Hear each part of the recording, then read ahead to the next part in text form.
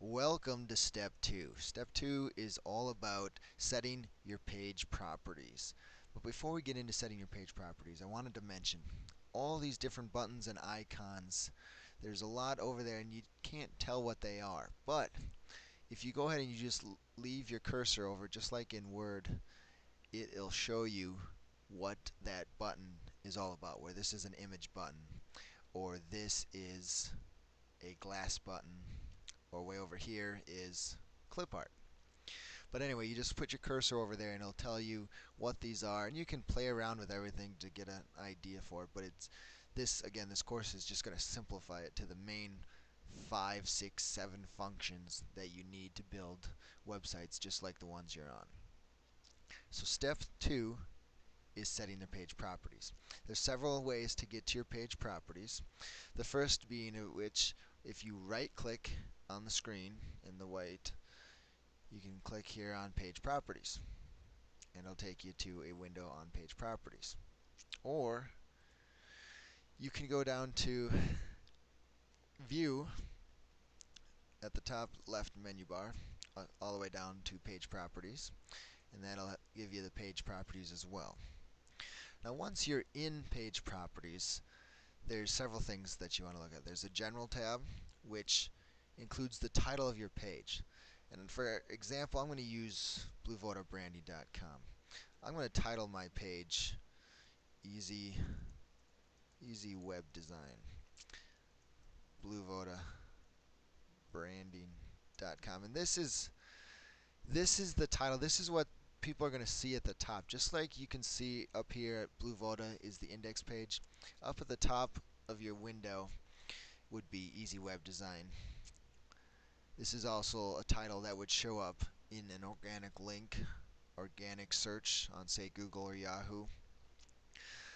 The next thing that you have to really think about in setting page properties is the page height.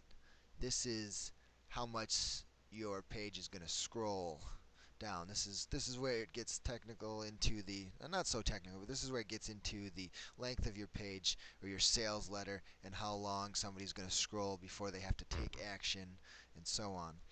But starting off at 600 is too short, so I recommend everybody start off with putting in 5,000 in length, and you'll see what happens when we do that.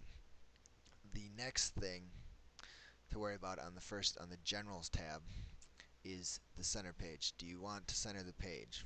And yes, you do want to center your page, and you want to center it horizontally in the browser. Again, because we typically have long sales pages or intro pages or websites in this industry, you don't want to try and center it vertically as well. So just horizontally. And before I get to the next tabs, I'm just going to click OK and show you what we did. Basically, you can see here that the scroll bar on the right side is a lot longer now. The bar itself is shorter, and it scrolls all the way down to 5,000. That's your length on your page as you build your site, and you'll see when I get into the next steps how that plays out. But let's get back into the page properties.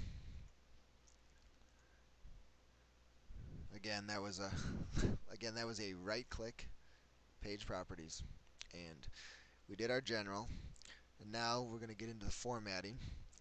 You can change, and we'll get into this later on, but you can change the background color if you'd like to.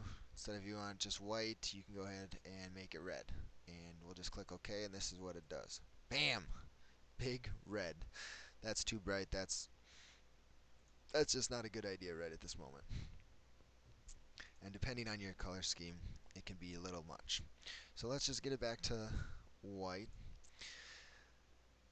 And here you have the links, the active links. I always leave that. That's the typical standard. I don't mess with the fonts or any of that. The next thing, which is the next important part here on the page properties, is the meta tags. This is the data. This is part of the data that Google and Yahoo and all the search engines gather when they're trying to search for relevant information and sites with relevant information. So here, of course, you can go ahead and you can put your author, and depending on what type of business you're in or what your company is, or just whatever you're marketing. Again, you'll figure that out as you go, but you're going to put in your keywords. And it might be, keywords might be home business, web design, global resorts. So I know a lot of you are coming from global resorts, but it just, whatever you're going to be marketing on your website are going to be your keywords, and they're going to be separated by commas. You can also add 25 words or less a page description. This description will show up in the organic search again in Google or Yahoo. And again, this description is going to be whatever best encompasses what your website and what you're promoting. And the other tabs up here at the top, scroll bars, page transitions, miscellaneous events. To be honest, I've never gone into it. I, I miscellaneous, the one thing that I've always thought about but never done yet was adding some sort of background sound or an intro music onto a website, but I just haven't done that, and it's not necessary.